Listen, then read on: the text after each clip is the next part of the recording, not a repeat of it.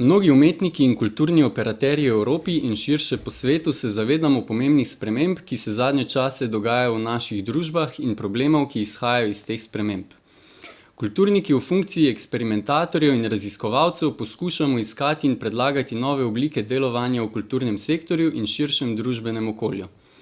V tem kontekstu se nam je zdelo pomembno predstaviti načine, kako se kulturni operaterji soočamo s socialnimi transformacijami, transformacijami javnih politik in kulturnih ter umetniških praks, ter razmisliti, kakšna je vloga kulture v družbenem razvoju.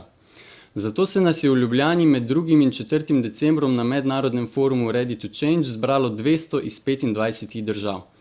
Forum je bil organiziran v okviru projekta Sostenuto, misliti kulturo kot dejavnik ekonomske in socialne prenove. Debatirali smo, ali kultura in umetnost lahko ponudita tudi odgovore in rešitve na splošne družbene probleme. Seveda na področju kulture delujemo zelo raznoliki udeleženci, ki imamo različne predstave že o tem, kaj kultura sploh je, pri pomenu in vlogi umetnosti in kulture pa se te razlike vidijo še toliko bolj. Nekateri umetniki verjamejo, da mora odgovore na družbene probleme ponuditi politika in da so umetniki v procese sprememb vključeni do te mere, da probleme lahko zaznavajo ali nanje opozarjajo, niso pa tisti, ki jih bodo reševali. Nekateri pa se trudimo dokazati, da je kulturniški prispevek k razvoju večji, čeprav ponavadi neopažen. Partnerji Sostenuta raziskujemo pogoje, v katerih se konkretne ideje in inovacije iz sfere kulture prenašajo na druga področja življenja. Stare percepcije kulture in umetnosti kot ekonomsko neproduktivnih področij ne veljajo več in trenutno poteka reevalvacija njunih prispevkov k ekonomskemu napredku družb. Vemo na primer, da imajo subvencije, ki jih izplačujejo državne in evropske strukture, najbolj trajne učinke ravno v kulturnem sektorju.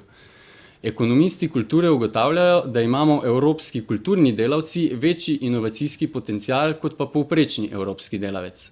Prav tako obstajajo dokazi o hitrejši prilagodljivosti kulturnega sektorja na spremembe, na primer tehnološke ali organizacijske.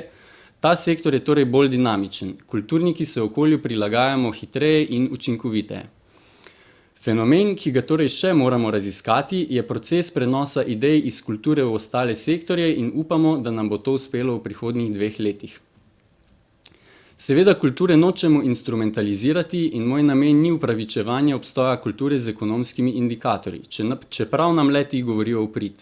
Pomembnost kulture ni v številu delovnih mest, ki jih ustvarja, niti ne v prispevku k gospodarski rasti, kultura ima vrednost sama na sebi.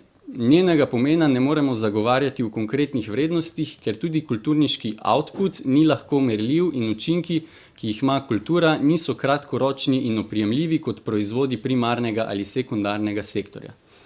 Kultura in še posebej umetnost je zmožna presegati lastne okvire in pozitivno vplivati na kvaliteto življenja v družbi, socialno kohezijo in razvoj, kakorkoli ga že razumemo. To niso revolucionarna odkritja, temveč dejstva, ki jih je Slovenija kot članica UNESCO, EU in Sveta Evrope že večkrat potrdila. Skrajni čas je, da lepe besede in dobre namene začnemo podpirati z dejanji.